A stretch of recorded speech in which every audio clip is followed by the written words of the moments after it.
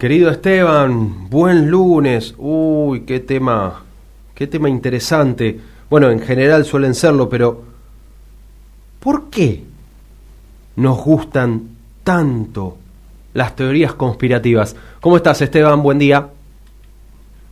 Buen día, querido Alejandro. Buen día a toda nuestra audiencia también.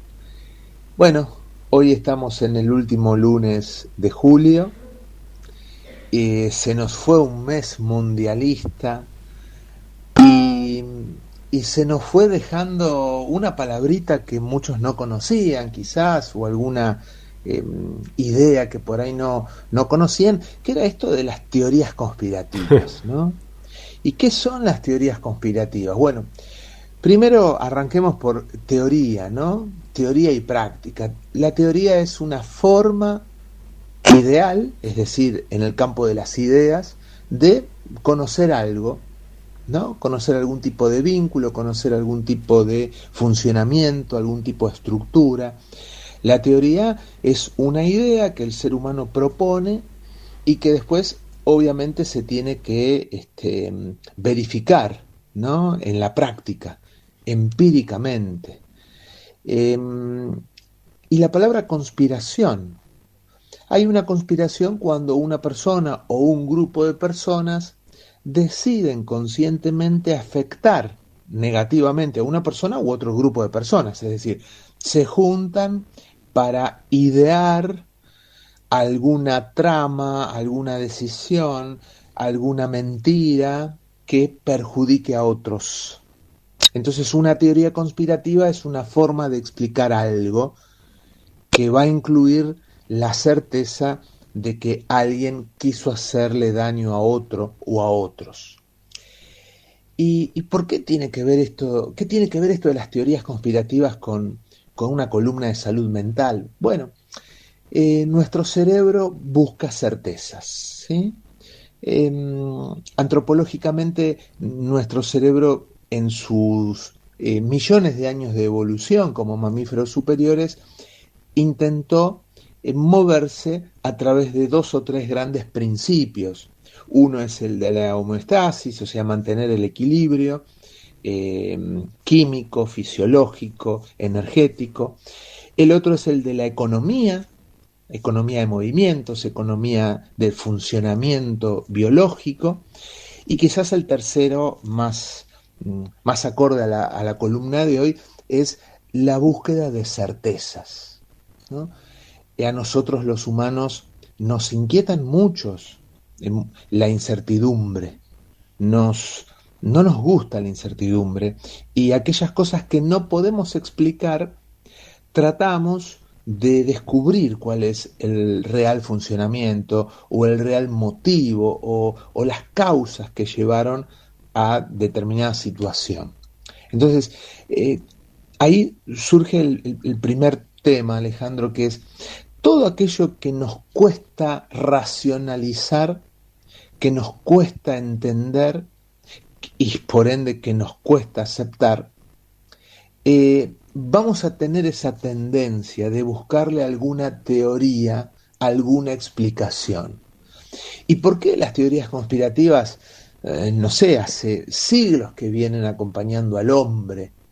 Y bueno, porque el hombre cuando hace miles de años atrás, 10, 15, 20 mil años, las primeras culturas, el lenguaje, comenzó a descubrir su entorno y había un montón de cosas que no le cerraban de su entorno, que no entendía, y entonces comenzó a asignarle, por ejemplo, a los dioses algunas catástrofes, ¿no? Entonces, si había sequía o había desbordes de ríos o había terremotos, y bueno, la teoría, la respuesta era, digamos, los dioses están enojados, piden más sacrificios, hay algo que no estamos haciendo bien, y el hombre haciendo, por ejemplo, antropológicamente esos sacrificios, lograba cierta tranquilidad. Entonces decía, bueno, hay sequía, vamos a hacer tal o cual ritual, vamos a ofrecerle tal o cual sacrificio,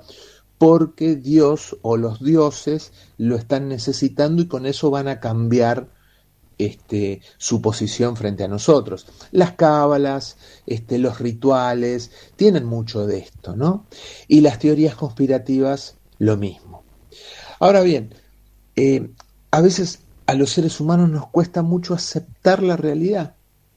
Una realidad que puede ser laboral, una realidad que puede ser social, una realidad que puede ser deportiva, una realidad que puede ser emocionalmente personal, y entonces ahí se activa en nosotros, primero a nivel inconsciente y también a nivel consciente en una segunda oportunidad, todas las explicaciones que buscan darle una certeza, que buscan algo que en ciencias sociales estos últimos años comenzó a usarse mucho la palabra sesgo, sesgo de confirmación, un sesgo ideológico, un sesgo cultural, es decir, mi cerebro, mi mente, por ende, va a tratar de aceptar aquellas respuestas que coinciden, que se acercan a mis prejuicios,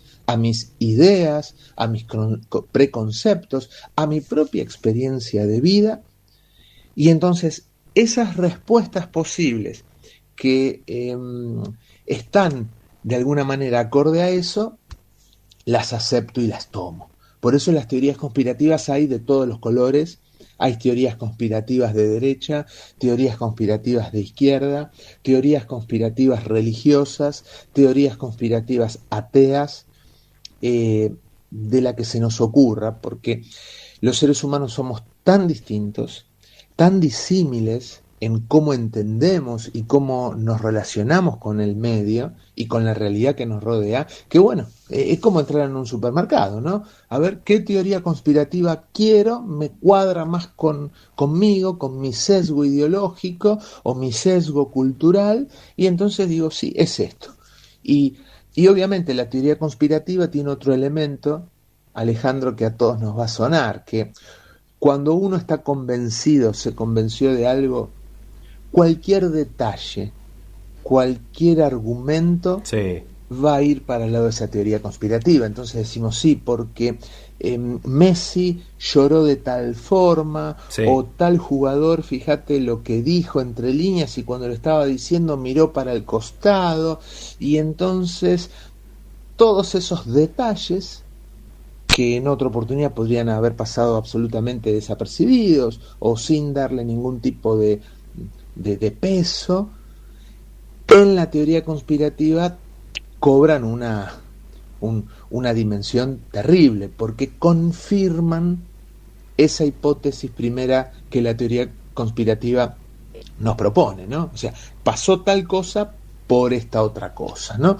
Inclusive tenemos aquí en nuestra historia reciente, pero en todas partes del mundo, cuando hablamos por ahí de muertes sospechosas, intentos de magnicidios, muertes pensemos en Elvis Presley y en tantos actores, actrices, cantantes conocidos, siempre hay alguna teoría conspirativa por ahí atrás que nos dice que, bueno, Michael Jackson está vivo, Elvis también, y que tal o cual persona en realidad no murió, sino que está en una isla, Sí, disfrutando de sus dólares. tal cual. Bueno, las teorías conspirativas, para ir cerrando, querido Alejandro, la columna de hoy, solamente se develan, se disuelven cuando activamos nuestra lógica formal, cuando una persona realmente está abierta inclusive a aceptar cosas que le son dolorosas, cosas que no salieron como quizás la persona quería, pero la ve desde una mirada racional, desde una mirada objetiva, y muchas veces cuando entran las pasiones, como puede ser la política, el fútbol, bueno, a veces es muy difícil aferrarnos a la racionalidad, aferrarnos a entender que quizás en este caso, por ejemplo, el rival jugó mejor, a entender que quizás, bueno, fueron cuestiones netamente de fútbol, de táctica, estrategia, de resistencia física, de agotamiento mental.